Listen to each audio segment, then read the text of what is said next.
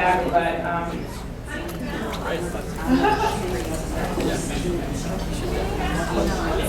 Yeah, absolutely.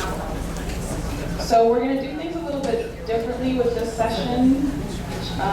She can't see you, but she can hear you. So I'm pleased to introduce our... Hi, Val. We're going to do things a little bit differently for this session and use blue jeans, which everyone here is familiar with and loves. So Val Stevenson is the Administrative Director of the NET, Neurological Emergency Treatment Trials Network. Prior to joining NET, Val provided project management and monitoring for numerous multi-center clinical trials. In her role as Administrative Director, Val supports various logistics within the NET, including the development of clinical trial budgets, proposal preparation and submissions, and management of post-award finances. So, Val, can you... Well, good morning, everyone. Can you hear me okay? Yeah. Great. So good morning. I'm disappointed that I can't be there in person, but I had an unexpected event come up. So I appreciate everyone being patient with me this morning. So I just like to cover the essentials of budgeting for clinical trials. And when we're looking at budgeting for trials, it isn't so much the numbers that are most important, but the preparation that we put into getting the numbers. So just a couple quick things before we get started. My salary is supported by an NINDS-NIH grant, the NET award.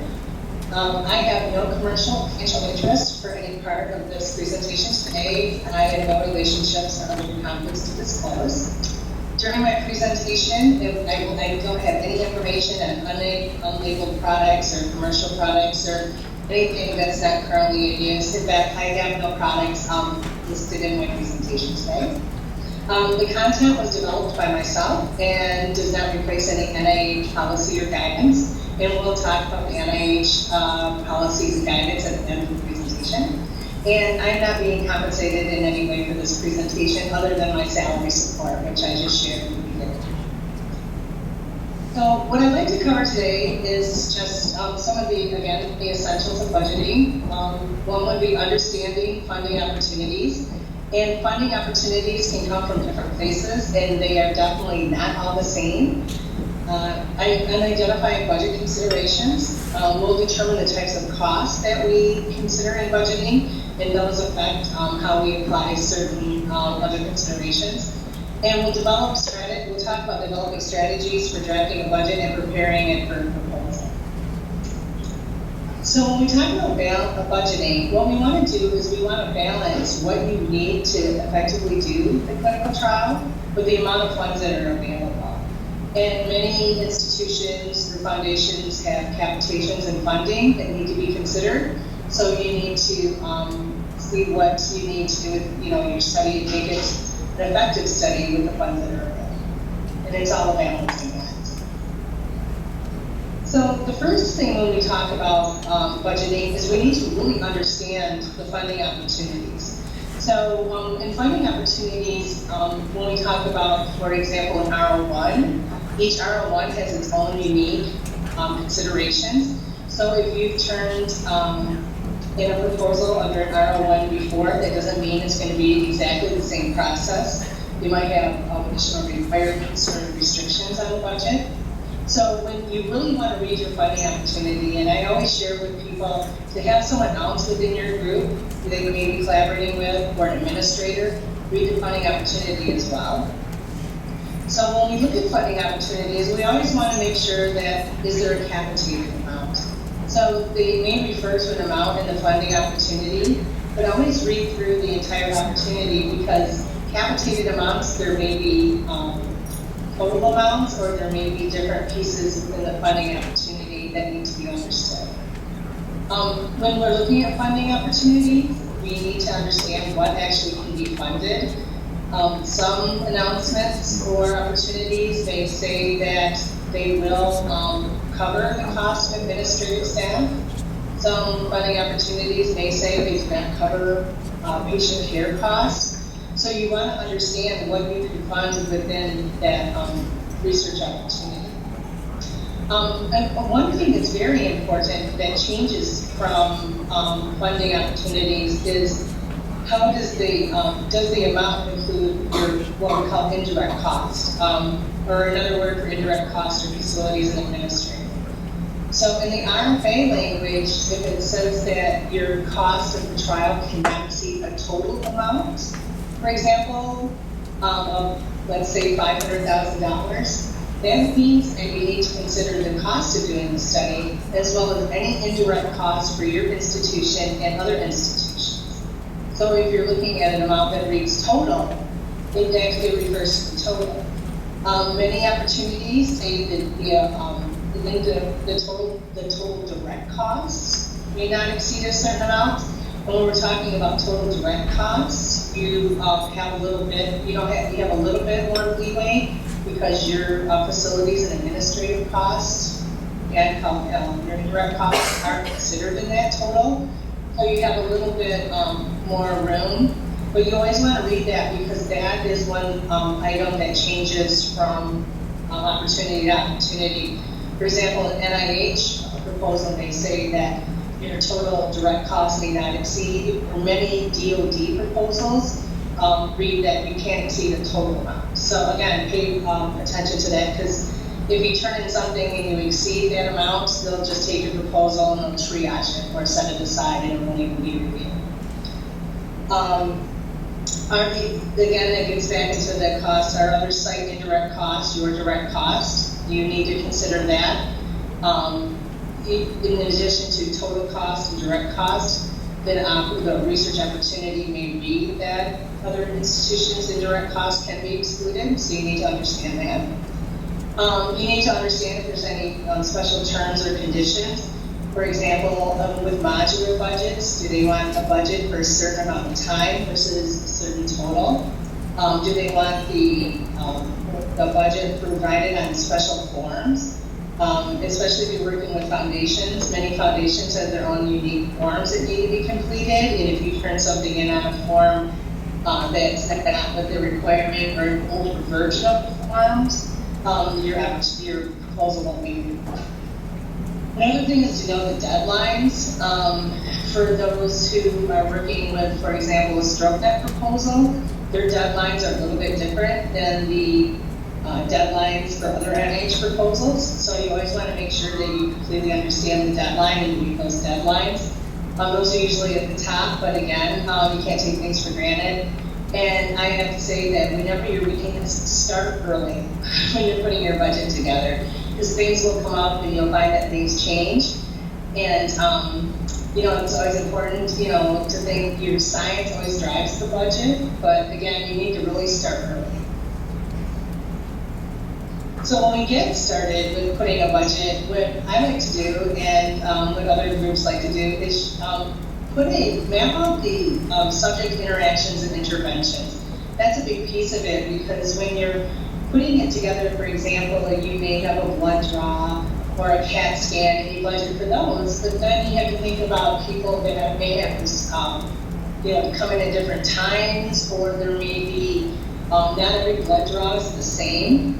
Some samples need to be maybe centrifuged in a very specific amount of time, where others can just be, not put on ice or, be delayed a little bit. And, something that needs to be done quicker requires more staff. So you always want to map out what you have to do and write that out. It's good to have a visual timeline.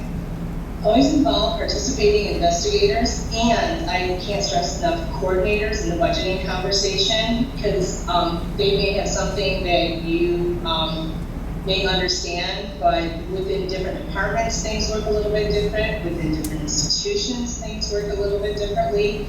So it's always good to involve the investigators, and if you can pull in an experienced coordinator, that is the most valuable, because things that you may have a understanding how they may work differently in a research setting. So it's always good to involve a coordinator if you can and get their input early.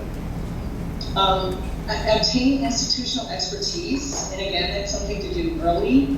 There's, you'll never be more disappointed than if you have your budget and you package everything up and you send it to your medical school, your department for review, and you find out that there's something in there that needs to be budgeted for that wasn't included, that your institution may consider an additional cost. For example, if you're working clinically, a nurse can pull a sample and send it to the lab in a clinical setting. But if it's for research, there may be different people or different restrictions on who can pull your sample. So never take some of those things for granted. And always, again, your institutional expert, it could be a grants person in your institution or your medical school, can help you with that.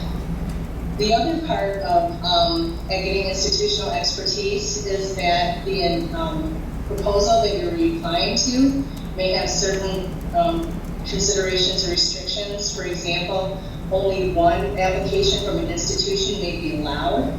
And so, for example, at the University of Michigan, when we have limited opportunities where only one application from an institution can be sent, they have a process where they have to make an announcement. And if you were to try to turn in a proposal that you hadn't submitted to them prior for this announcement, they wouldn't consider. Some institutions, it's the first one to submit the proposal. So you want to let someone know that you're under that in case you also have some restrictions like that. Invite your finance and grant personnel early. That's just like getting the investigators and the coordinators. First of all, you always want to let them know that you have a proposal coming in, because many times if they're working with other investigators and collaborators, they may have other things on their plate that may be putting them in queue. And also too, they may have some thoughts or some considerations that you need to include in your budget. For example, standard of care versus research costs, helping you determine what would be considered one or the other as far as budgeting. So it's always good to, if you have someone in your department, or again, an institutional expert, to bring somebody in to let them know and get some feedback on the actual numbers. Another thing that's really important is to benchmark with other trials and institutions if you don't have some of the information. In your institution, you may have a limited experience or just your own experience, and you want to involve a site down the street. So it's always good to benchmark with them and understand how they would maybe operate or what some of their costs would be, especially if you're doing a study and you have one or two sites and you want to think about bringing on additional sites. It's always good to ask someone, especially someone who's done this work before. And historical data from previous trials. Sometimes costs for studies that seem similar, you may use their numbers, but you may find out they had a different agreement. So it's always good to ask from those who have done work like this before. And then another thing that's really important is to develop a scope of work up front. Your institution will most likely ask for a scope of work, and sometimes we focus on our own scope. But when we look at, especially when we're working with different departments or different groups of professionals, to develop a scope of work to understand who's doing what and not make any assumptions. Again, that could be, back to the example of what we consider clinical care versus research studies, that we may need, for example, the scope of work, we may make an assumption that the bedside nurse can draw the blood, when really there may be a union consideration that prevents them from doing that, where you would actually have to bring in a coordinator. So it's always good to have your scope of work done early, because your scope will drive your budget. So budget considerations, when we look at personnel, we want to consider any co-investigators that we have.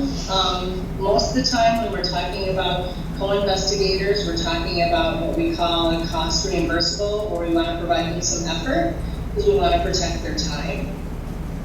When we look at study team members again can be other investigators who need to work with you. For example, someone in radiology, or other groups that may not be contributing to the science, but people that would be working on your study that we need to have their time considered and protected. Coordinators and research assistants, need to be considered, and any kind of financial oversight. Some institutions you need to consider have like a finance person from the department or a research building person. So you always want to think about those people as part of your study team when you're looking at effort. Many times those types of personnel are covered under institutional or indirect costs, so you won't have to consider them in your budget, but it's always good to find out ahead of time. Clinical care, I touched on it just a little bit ago. Are there any union rules? This is really important as far as for screening. Many times, any type of activity that's done above and beyond a position, there's union considerations for. So you always want to kind of understand if there's anything there that would prevent someone from doing what you think they would normally do in the course of their job, depending on their role. And then another area for consideration is consultants. Are they truly consultants? And I say that as truly consultants. So for example, if you have a faculty member at your institution who you want him to work on your grant, is it above and beyond what this person would do in the course of their work? You can't be a consultant in order to, if you have someone who is heavily funded, you can't pay them as a consultant in order to free up their efforts. If they're working on a study and it should be effort, then it needs to be considered as effort. So the definition of a consultant, that may be someone outside your institution, but if you're having a coordinator or someone work on your study, you need to be careful about who you're considering as a consultant. And again, is their work severable from his or her day job? That's one of the first questions. Another thing about consultants that's important is that many institutions, when you have a faculty member working as a consultant, your institution needs to review and or comment on whether or not they're actually allowed to do the work. We have consultants for different projects that need to let their institution know, and then their institution will determine whether or not they're consultant. So it's good to have those items worked out ahead of time when you're budgeting. If you do budget someone as a consultant, you may be able to work with the sponsor and dedicate those offers as those dollars as effort, but you want to understand that right up front. Another thing I always share with when we're talking about budgeting for personnel is be conservative when multitasking staff. We don't want to think as, well, I have a coordinator who's there gathering data, they can just slide over and grab a tube of blood. Sometimes that doesn't work, so be very conservative with that. Another thing that you want to be very conservative about is that if you're fortunate enough to work for a department or organization that has a group of coordinators, or someone offers, well, I have a nurse coordinator that is already down there anyway, they can help you out. Be careful with that, because if that situation changes, that could put your work in jeopardy. So just always be conservative when multitasking staff. Another thing that's really important is don't forget about when you're looking at someone's salary, fringe benefits. You may have a conversation with someone and ask them about their salary, but depending on what their salary is, you need to add another 35, maybe 40% to cover their fringe benefits. So you always want to make sure that you consider that. If you have a lot of collaborators or you have people doing work, always look for duplication, because when you go to describe their work in the budget justification, you're going to have to make sure that everyone has a distinct job or their effort is contributing to that one task. So when you have collaborators, just look to make sure that everybody has a specific role. And then when it comes to administrative staff, people who may be preparing, putting together binders or material, administrative staff may or may not be allowed. If you have a survey that you're doing and you have someone who's putting together surveys or setting up surveys, depending on what's, that's just an example, their effort may be allowed, but most of the times administrative staff, depending on the type of announcement it is or the opportunity, aren't included. So you need to think about that effort when you're putting in your proposal. Patient care costs, you need to be just conscientious of whether or not truly is a standard care. For example, if you're doing a study and you're working with another site and your institution routinely draws alcohol levels and you assume that that would be standard of care, you may find that another institution, maybe that isn't their protocol, and that drawing an alcohol level, blood alcohol level, is research cost. So you always want to make sure you consider those. When you're using investigational products, or whether the investigational product, if you're using something that's approved, for example, one of a project that I was involved with used an approved medication, but it needed to be relabeled, and you can't just cover a label or take a label off of available medication and just blind it. Sometimes it has to be done by a lab or an investigational drug service, and there's a cost to that. So you can't just cover up a label. A lot of institutions won't allow something that isn't properly labeled in inventory. So you always want to be consider that cost in there, because that can be quite expensive. And then subject reimbursements, we always want to think about take the time that our people that participate in our studies have. It's appropriate to reimburse a subject for their time and participation in your study. If we think about follow-up visits, there may be gasoline costs involved. Some people, they use cell phones that they pay for the minutes, and you may have a lengthy phone interview. So it's appropriate to reimburse a subject for their time. What you want to be considerate of is you don't want to put a per subject payment that may appear coercive or really doesn't cover their costs. So when you're thinking of follow-up visits for a subject and what you're asking them to do, it's good to map out those costs when you're considering that for the subject reimbursement. Again, services, laboratory space. Many times you may have a research freezer in your department, but when it comes to research or subject lab specimens, you're not allowed to keep them there. This has come up more times for people than they probably would like, where they think they can keep something in their own freezer, and they find out that they can't. Another thing that's coming up with a lot of research proposals is IT charges, recovery charges. It could be computer charges or IT usage charges, but there's that's coming more and more in proposals, these IT recharge fees. Investigational product services. Your investigational drug service may have a cost, a flat cost. For some, it may be if you're using a product, and again, it could be an approved medication, but you're just using it for your intervention. They may have a fee to receive it. They may have a fee to restock it. They may have a fee to track it. So you want to work those costs out ahead of time. And it's best to call investigational services yourself versus asking a colleague what their experience was, because again, each study is different. And then application fees. For NIH-funded studies, many institutions will waive IRB fees, but depending, that may not be true. There may be fees, especially with the move towards central IRBs.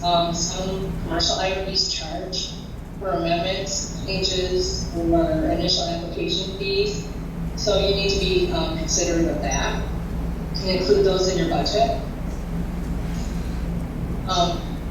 Supplies are an interesting area when you're talking about budgeting.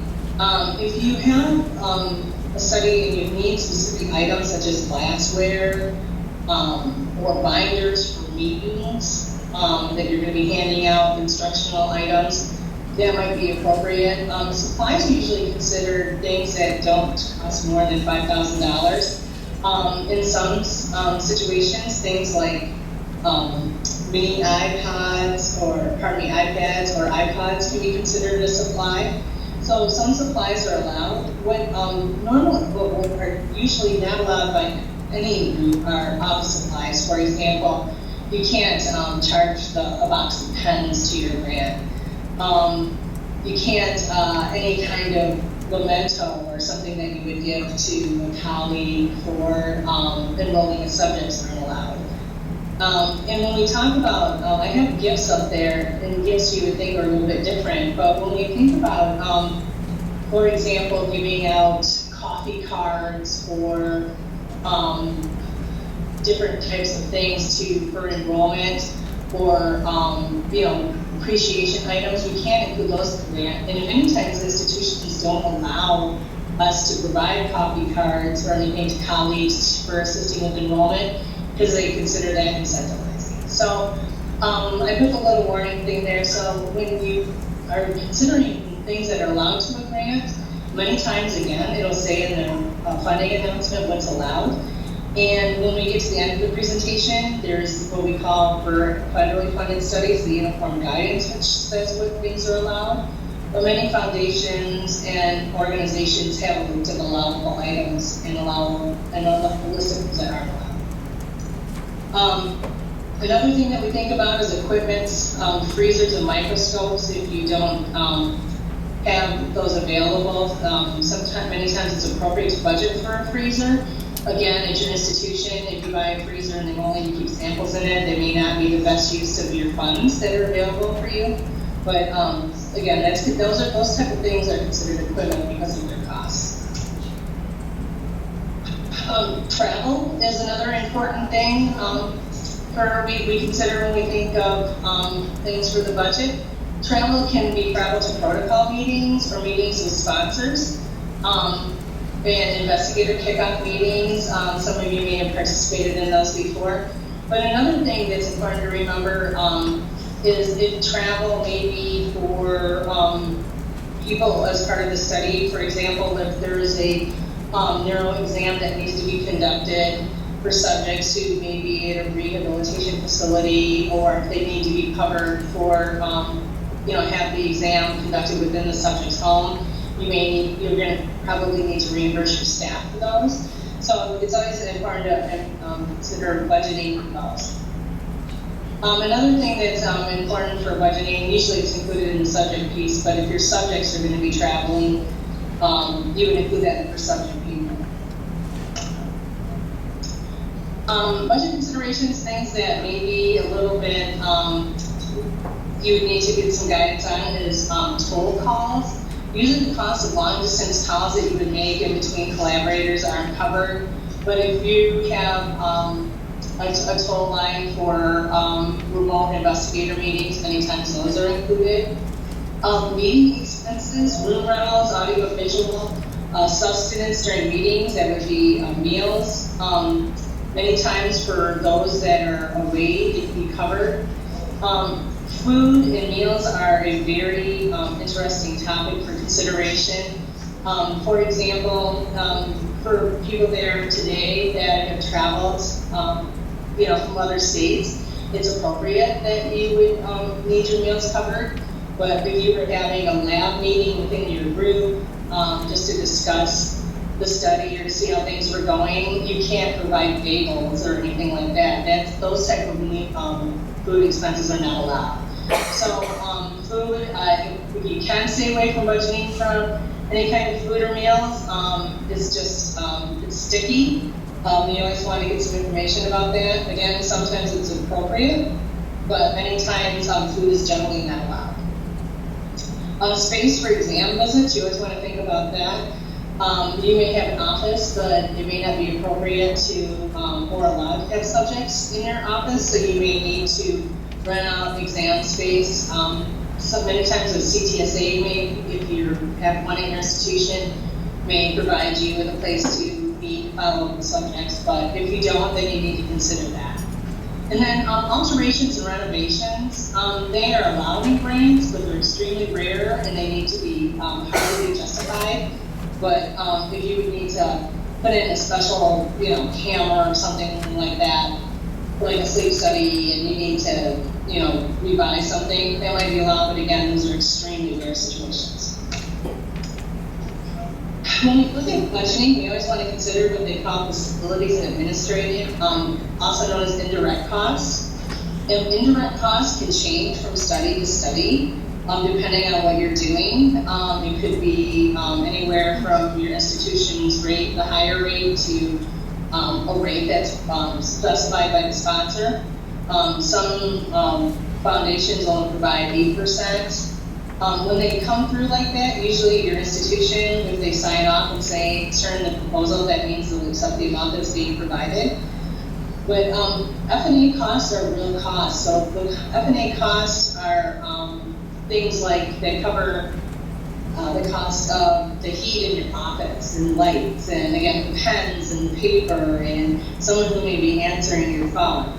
So indirect cost recovery, those dollars help support those type of activities and needs.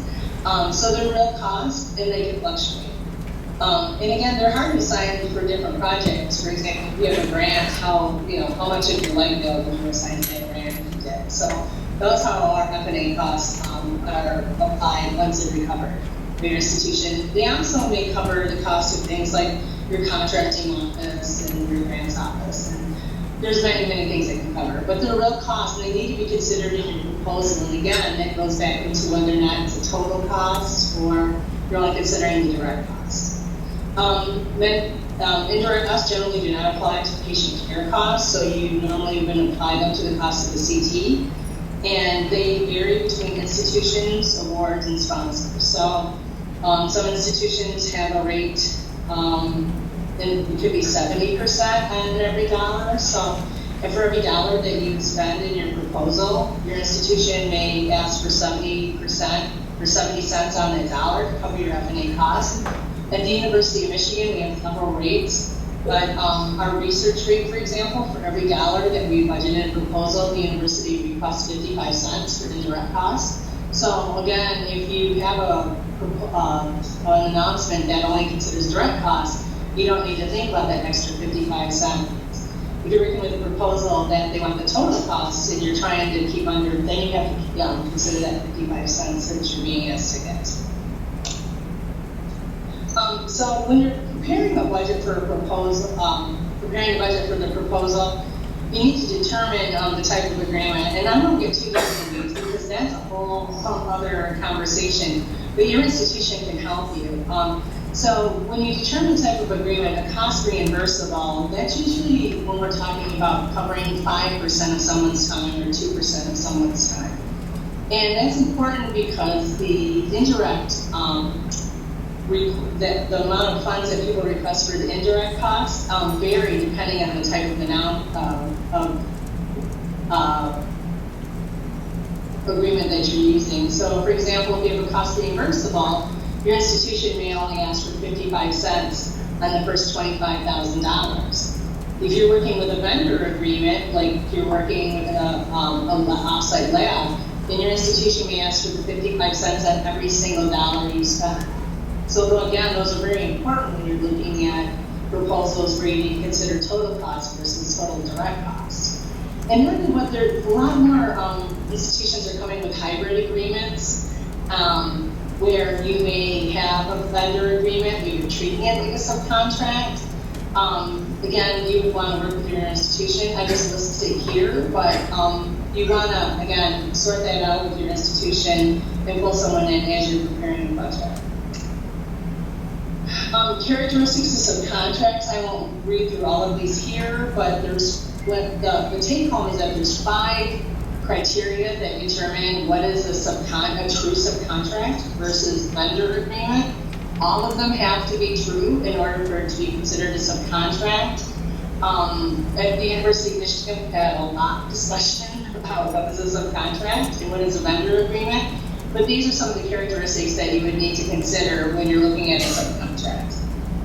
One thing that was interesting, for example, that there's been a consensus of what's a subcontract is that if you have a collaborator and your collaborator is working with you on the science and they may be considered a subcontract.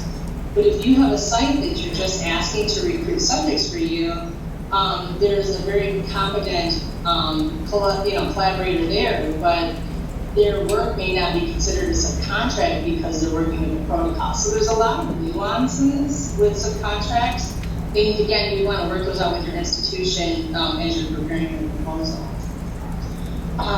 This is just a quick diagram about how to determine whether or not you're working with a subcontract versus a consulting or vendor or a hybrid agreement. Consultants are fall under vendor agreements, but you could just refer to something like this. Again, I always refer people back to their institutions, but it's just a real quick. If they meet all the 5 criteria, then there's some contract. If they're offering something that's a little bit different versus their primary course of business. So this would be if you have a consultant who's acting as a consultant, or a CRO, a contract research organization that does that as a business. And then again, the part of the following standard protocol. Again, if you have a multi-site study, or if you decide to add sites, then you would be considered of that. So again, this is where you pull in institutional expertise. But I bring it up here because it affects, when you're thinking about this up front, it affects how you calculate your indirect costs and your direct costs for your proposal. Again, when we're talking about cost reimbursable agreements, the F&A is only assessed on the first $25,000 that you can send to a site. So if you have an investigator that you'll be working with for 5 years, and over the course of the 5 years, you'd be paying $100,000 for their services. You would only have to assess F&A on the first $25,000. If it's a vendor agreement, you would assess F&A on every single dollar. Consultants, again, that is a situation where it would be every single dollar because they're considered vendors. They usually don't use that term, but it's in that same category. In hybrid F&A costs, it depends. This is something you work out with your institution. But those are usually, when we talk about hybrids, are usually used for multi-center studies, and it would be a discussion you have with your institution. And again, you want to have those discussions early. As soon as you were thinking that you were going to turn something in, you want to start talking with your teams there. So when we think about budgeting and how to consider packaging it, what reimbursement strategy works best for your trial? Because again, that would be the hybrid agreement. The criteria that you would use, you can't just say, oh, I'm going to do this or I'm going to do that, because you have to answer those questions. But there may be, for example, you may have a study where you want to cover someone's effort and their coordinator's efforts for a certain fixed amount. Or maybe you just want to reimburse that person in that organization a flat per patient amount. So that's when you have to consider what works best for your study.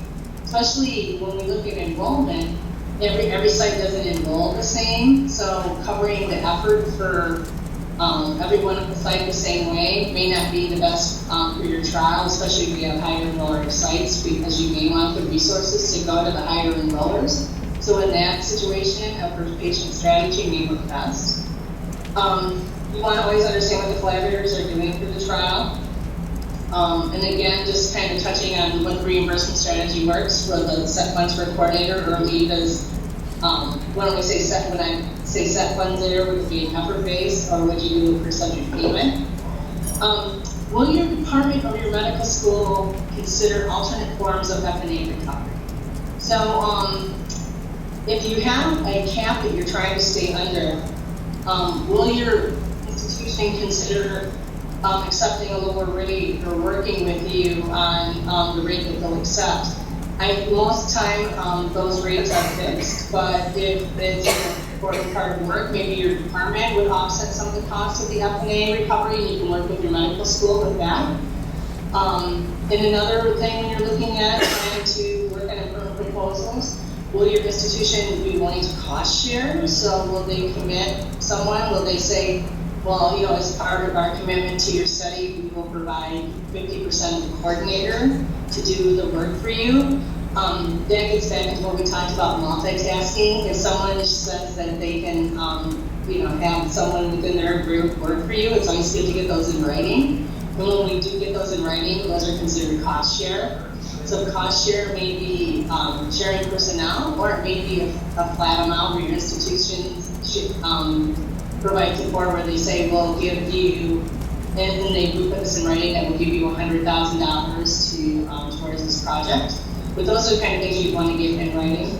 And then another thing about packaging proposals is whether or not you want to have central travel and a central award. And when I say that, if you plan on bringing collaborators to a central place, do you want to put the travel in their budget, or do you want to do the travel in your budget in order to, and then cover their cost of the travel? So there's different ways to work that out.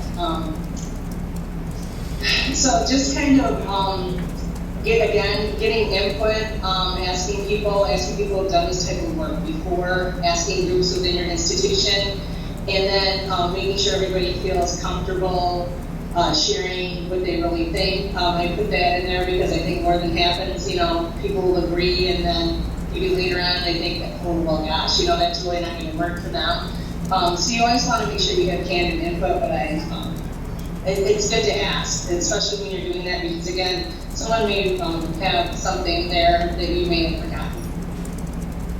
And so I just want to leave most of the remaining time open here for answering any questions that anyone has about budgeting, or what they're currently working on the proposal. If they have any specific questions, maybe we could spend a couple moments exploring some of those.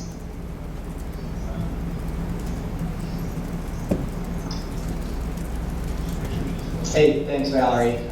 This is Bill. It's great talk as usual. Can you hear me?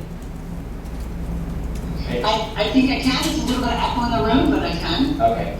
So one of the things I wanted to bring up has to do with F&A, or indirect costs, and I think one of the things that we found out running the net over the last 10 years is sometimes you think you're stuck, and there is your institution just has one way of doing things, and they'll never do it another way. And it's very interesting sometimes, as Valerie was talking about, talking to people, particularly when you're working under something that has a grants covering total cost, and you figure in your indirects and there's no way you can do it. A lot of times they'll be willing to work with you on that, whereas a lot of times you think there's no way they ever would. And we found that out, I think, with other things, with the net studies where we have a hub and spoke arrangement, where initially the institutions were saying, well, if money got paid to a spoke site and it's going through the hub, you've got to take your full indirects out of that. The hub does, which means less money going to the spoke. And the majority of the institutions that we work with were willing to waive those costs that were going to the spoke. So there's a lot of things you can do if you just ask, but if you don't ask, there's no way you'll get them. So sometimes looking at those things and not considering those things to be written in stone, I think is helpful.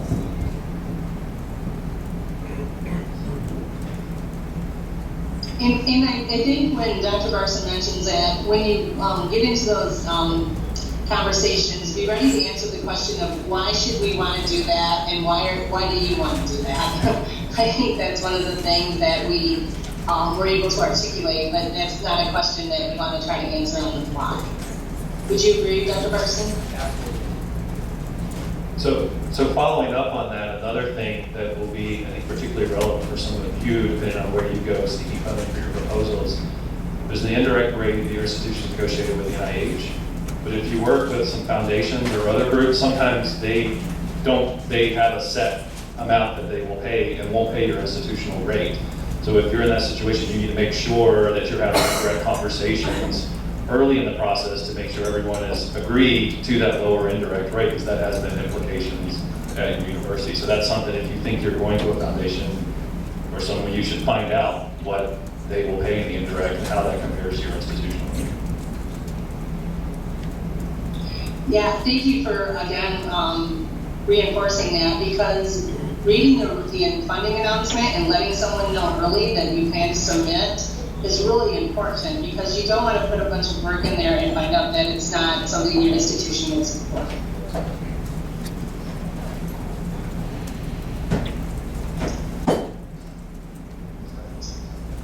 So, I'm not sure there's other questions, but just a couple things I would refer you to is the uniform grants policy. This is the go-to for anyone who's administering or submitting a grant. And then another part that's really important is the uniform guidance. Many institutions are looking at how to manage the uniform guidance or how to interpret the uniform guidance. But the uniform guidance replaces what we used to call 821, which was this is allowed, that's allowed. So you want to refer to the uniform guidance. It's good for clarifying, for example, if you want to buy a computer for your study, what's allowed, what are you allowed to use the computer for, that comes up a lot. And then one other fun thing I put on there is create an acronym in case you're trying to think of an acronym for your study or anything else. I just think that's kind of a fun little thing. So Sam has my information. If anybody has any follow-up, please feel free to send me an email or contact me. I'm out of the office, but I'll always try to provide any assistance or any experience I have in trying to point you in the right direction. So, and thank you again. It's a pleasure being here, and I apologize that I'm not there in person today to meet everyone. Thank you, Val.